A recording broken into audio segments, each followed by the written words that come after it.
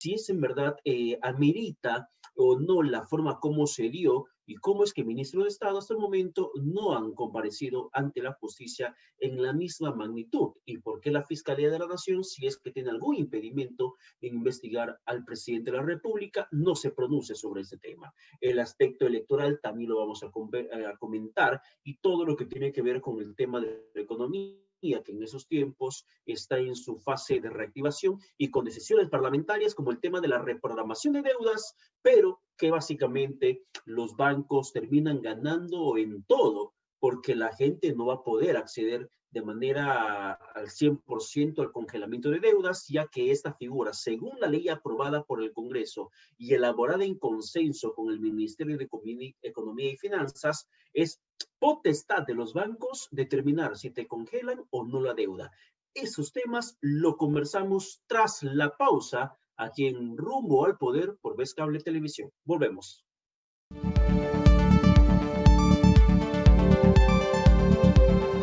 Colaboradores y abonados, se han implementado una serie de protocolos de bioseguridad. Nuestros trabajadores cumplen los siguientes procedimientos para minimizar el riesgo de contagio durante su jornada laboral. Para ingresar a las instalaciones de Vez Cable es obligatorio el uso de mascarilla y protector facial. Luego se procederá al control de temperatura. Posteriormente, se realiza la desinfección de calzado. El colaborador procede a desinfectarse las manos e ingresar a su puesto de trabajo. Dentro de las instalaciones, los trabajadores mantienen el distanciamiento social, el orden y limpieza. Adicionalmente, las áreas comunes son desinfectadas constantemente. Al igual que los trabajadores, los clientes que acudan a las oficinas comerciales deben respetar los protocolos al ingresar y durante su permanencia. Es obligatorio el uso de mascarilla, el control de temperatura, así como la desinfección de calzado y el uso de alcohol en gel en las manos. Si la oficina se encuentra sin afluencia de público, el abonado puede ingresar directamente a las ventanillas de pago. De lo contrario, tiene que formar una cola, ubicándose en los círculos de señalización que se encuentran en el suelo, con el fin de mantener 1 metro de distanciamiento. Para evitar aglomeraciones, el aforo fue reducido en un 50%. Estas medidas han sido instauradas para salvaguardar la salud de nuestro personal y la de nuestros clientes. Depende de todos nosotros evitar una nueva propagación del COVID-19. Vez Cable Perú, el cable para todos. Este y todos los domingos de 10 a 11 de la mañana. Toda la información explicada a detalle para que tomes las mejores decisiones. Rubén Sánchez y Carla Poggi irán más allá de los titulares en Manos a la obra. Todo lo que está detrás de la noticia, analizado al milímetro junto a invitados especiales. Y también estará con nosotros Miss Morena. Les contaré la historia que se está escribiendo hoy. Este y todos los domingos, Rubén, Carla y Miss Morena se pondrán manos a la obra.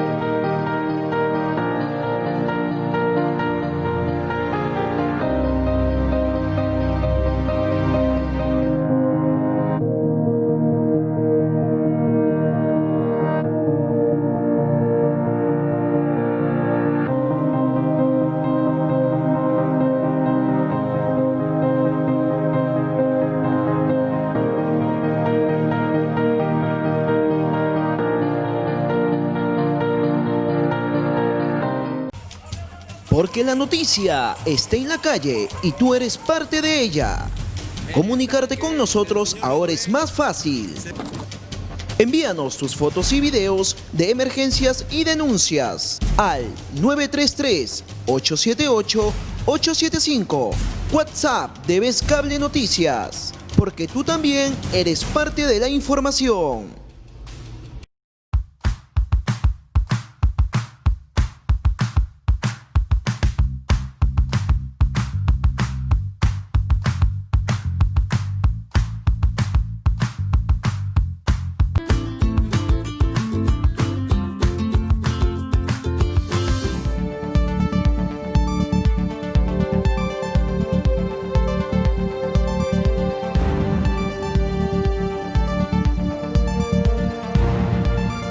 Vamos con lo anunciado.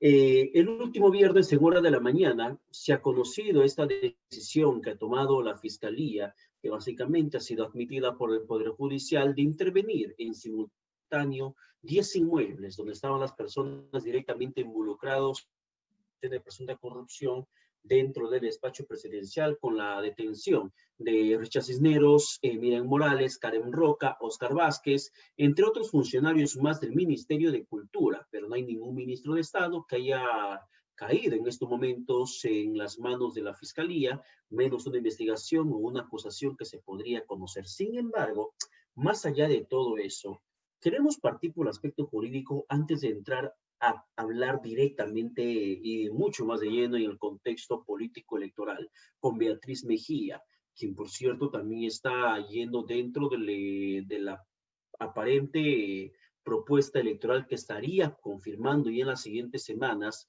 Renovación Popular, ex partido Solidaridad Nacional con Rafael López Aliaga a la cabeza, y que Beatriz Mejía estaría integrando esta plancha presidencial. Decimos estaría, porque mientras que no hay inscripción registrada, aceptada por el jurado, cualquier cosa podría pasar en el camino. La doctora Mejía se encuentra con nosotros. Doctora, ¿qué tal? Buenos días, bienvenido a Vez Cable. Muy buenos días, Pedro. Gracias por la invitación.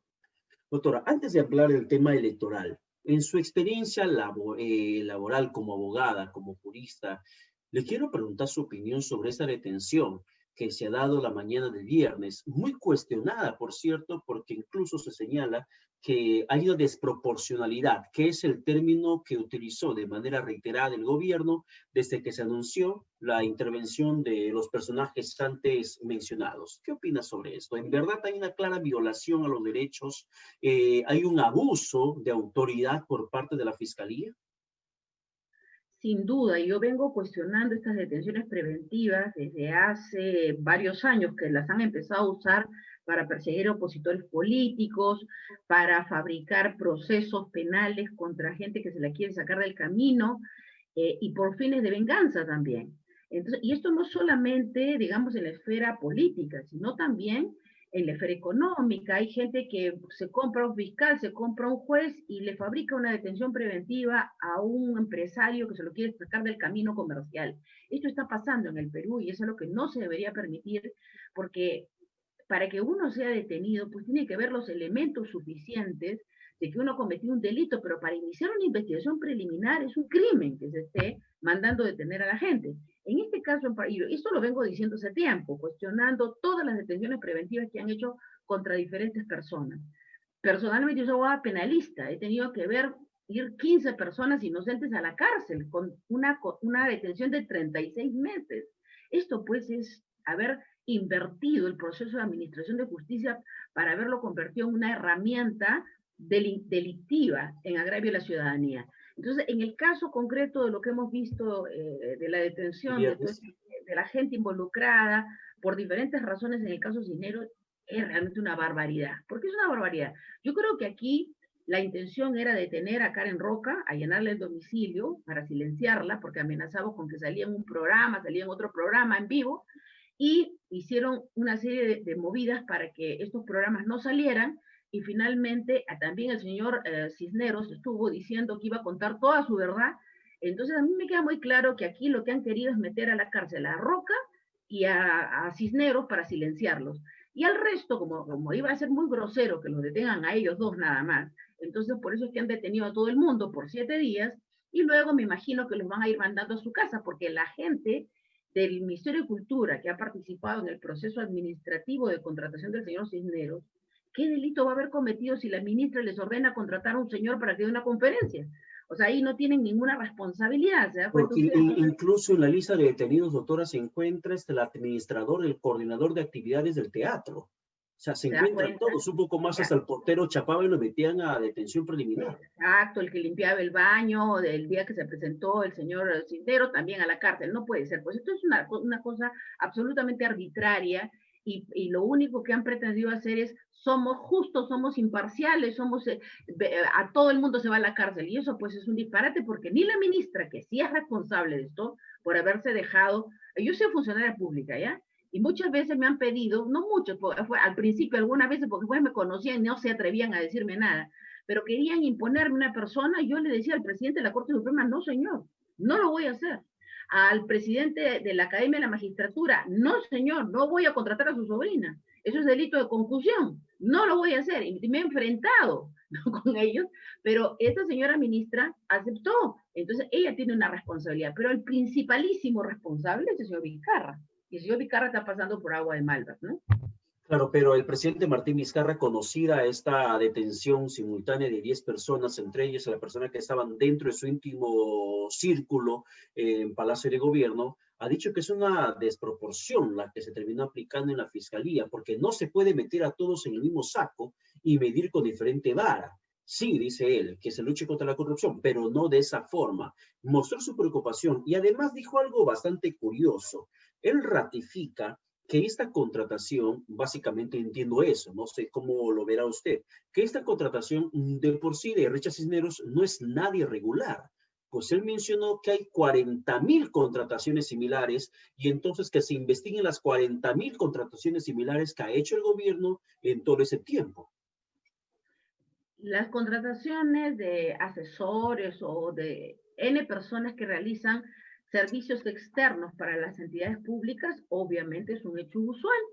Hay gente que se la contrata para cosas simples, como la que aparentemente hizo el señor Cisneros, y no son irregulares. Acá lo irregular no es la contratación en sí, lo irregular es por qué interviene el presidente de la República para recomendar, prácticamente obligar a un ministro de Estado a contratar a un amigo suyo. Es ahí el problema, donde habría pues una colusión contractual, habría un tráfico de influencias eventualmente, ¿no? Entonces habría que cuestionar, digamos, la prohibición de lo que son los deberes de función del propio presidente de la República, que no puede estar haciendo eso, pues no estar obligando a las entidades públicas a nombrar a sus amigos. Entonces, por ahí, pero por otro lado está el mismo hecho que el presidente ha aparecido en un audio que no ha negado, porque está su voz, haciendo toda una treta de falsificación de declaraciones, instigando a los testigos, a las secretarias a que mientan, entonces, ocultando pruebas, destruyendo registros de ingreso de las agendas y del registro de ingresos y salidas de Palacio de Gobierno. Entonces, todo esto pues es un tinglado de delitos, una secuencia de delitos, delito contra la fe pública, instigación a la falsificación, instigación al perjurio de los testigos, a que vayan y mientan ante los tribunales o ante el Congreso de la República. Entonces, toda una serie de delitos donde además viene a manifestarse, digamos, en la arbitrariedad del señor Vizcarra en obligar a la secretaria, que nada tenía que ver en la foto, que era la señora Roca, a decirle que renuncie, porque pienso yo, la estrategia que ellos tenían de defensa de echarle la culpa a las secretarias. Entonces el presidente, al despedir a las secretarias, quedaba como que ya resolvió el problema, limpió Palacio de Gobierno de las personas responsables de los ingresos del señor Cisneros. Pero, como dicen, la mentira tiene patas cortas y ha salido muy a la luz todo lo que pasó realmente. Y la señora pero por ejemplo, lo que usted menciona, de las imputaciones legales que estaría recayendo sobre este grupo de personas, está el hecho de obstrucción a la justicia, encubrimiento que también estaría pesando directamente sobre Miriam Morales, la ex secretaria general de Palacio, y además brazo derecho del presidente Martín Vizcarra, que todos conocemos que había muchas irregularidades que se denunciaban a Miriam Roca y simplemente ella era inamovible del entorno presidencial. Pero yo conversé la noche del viernes con Carlos Rodas, quien es el abogado de la señora Morales, y él niega que en realidad el presidente haya interferido o haya obligado a su patrocinada Miriam Morales a decir una cosa distinta a la fiscalía. Él niega el contexto del audio que se conoce donde se le escucha al presidente diciendo tanto a Morales como a Karen Roca, quien estaba a su lado, lo que tienen que decir la fiscalía. Para él no existe tal hipótesis, no existe tal contexto del diálogo donde el presidente decía lo que tienen que responder al Ministerio Público. Y además, a lo que entendí de su posición es que van a intentar desestimar cualquier declaración de Karen Roca en torno a todo lo que se viene conociendo, sin importar de que exista un audio donde directamente el presidente Martín Vizcarra sale hablando, doctora Mejía. Estaba enchufando mi laptop, se le estaba acabando la batería.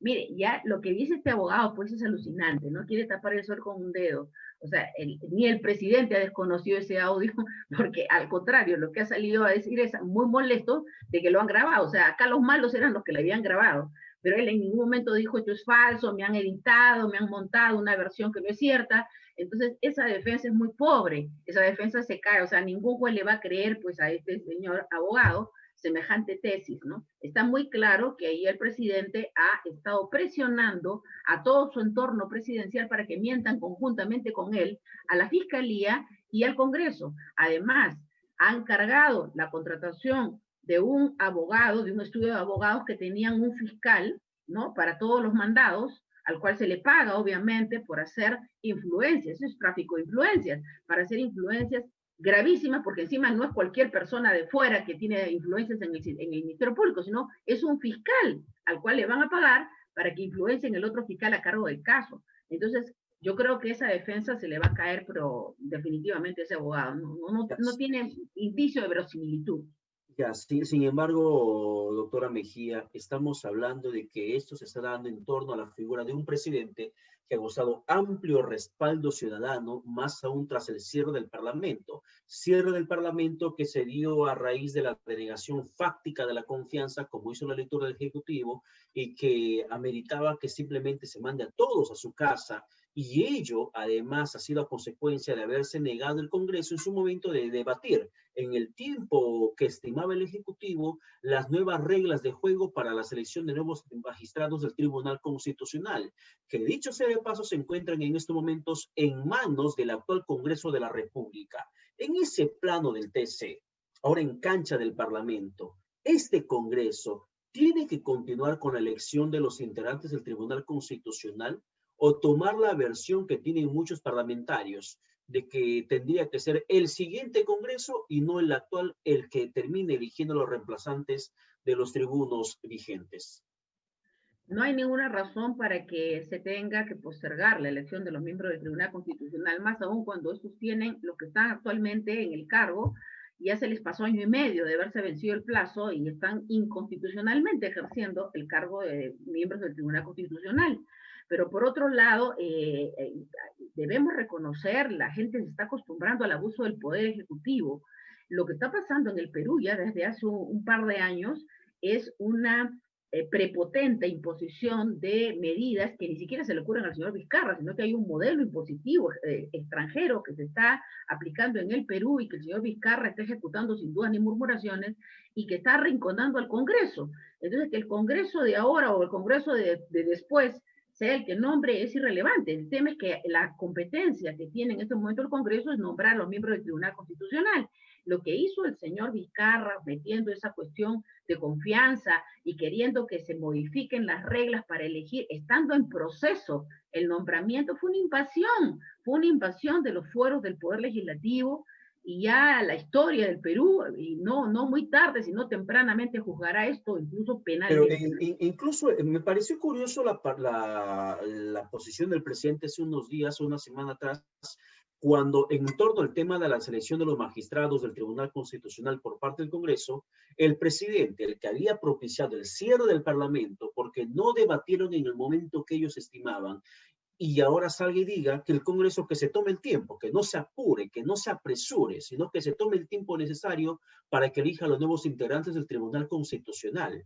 ¿A usted le huele algo esa posición del jefe de Estado? Bueno, yo lo que veo es que cuando quieren dilatar algo es porque no están muy seguros si les van a nombrar a su gente. De repente ese equipo que se ha formado está bastante independentista y está queriendo hacer una buena evaluación, porque lo que yo he visto a lo largo de todas las reformas, entre comillas, que ha hecho este gobierno es imponer a su gente para que aseguren la continuación del modelo. Quieren constituir un nuevo tribunal constitucional con gente absolutamente del lado del modelo de este gobierno y que se está implantando además en todo el mundo. Tengan en cuenta que esto es una agenda internacional y lo que necesitan es gente que vaya al Tribunal Constitucional y acá todo le diga sí. Si alguien cuestiona a través de cualquier poder del Estado, vaya al Tribunal Constitucional y el Tribunal Constitucional enmiende la plana a favor de la agenda internacional de dominación del Perú. Pero en este contexto político es que Renovación Popular se viene alistando también para la campaña de 2021. Ya vemos cómo hay que reformas políticas que el Congreso viene tomando entre gallos y medianoches, reformas o presiones políticas que ejerce el Ejecutivo, y ustedes también como agrupación política se están preparando para lo que va a ser el 11 de abril, doctora Mejía, si es que no hay algo que indique que las elecciones no se van a llevar a cabo. Sí, mire, yo he aceptado ir en una preplancha presidencial por Renovación Popular con el señor López Aliaga en la primera vicepresidencia, por una razón muy clara. O sea, si en este momento los peruanos, que nunca nos hemos metido, digamos, a gobernar el Perú, y que hemos sido los cuestionadores de la corrupción de diferentes gobiernos, y que hemos luchado contra la corrupción de diferentes gobiernos, personalmente lo he hecho contra la dictadura fujimontesista, ahora lo estoy haciendo contra esta corrupción. Si no metemos el hombro y nos quedamos pues haciendo charlas de café, ¿no? O programas de televisión, no va a pasar nada, nos van a seguir implantando un esquema de dominación política, económica, social y cultural, y creo que esto es sumamente grave. El pueblo del Perú no sabe lo que están haciendo, pero están destruyendo nuestra nación y no podemos permitirlo. Renovación Popular se presenta como una propuesta genuina, seria, de gente que está dispuesta a poner el hombro por la defensa de la integridad, la dignidad, la soberanía del Perú y, por supuesto, por los derechos de todos los peruanos. Esta quiebra de la economía es intencional, no es que el virus nos quebró la economía, es intencional. Si nosotros no entramos a cambiar las cosas, entonces no vamos a tener nada que rescatar de nuestro país.